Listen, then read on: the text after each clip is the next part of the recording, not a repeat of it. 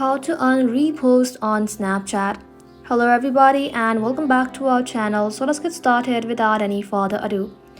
So for that, first of all, you want to go ahead and simply open up your Snapchat application in your mobile device. Once you open the application, all you have to do is simply sign in or log in to your Snapchat account.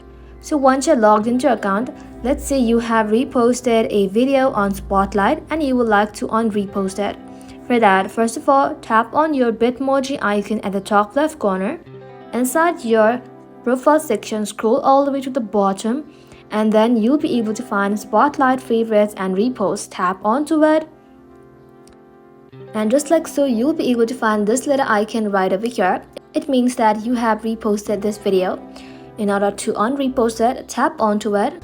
And once you open it up, as you can see that you have reposted this video. In order to un-repost it, you want to go ahead and simply tap on the repost icon right over here. And once you tap onto it, you will then be able to un-repost this repost.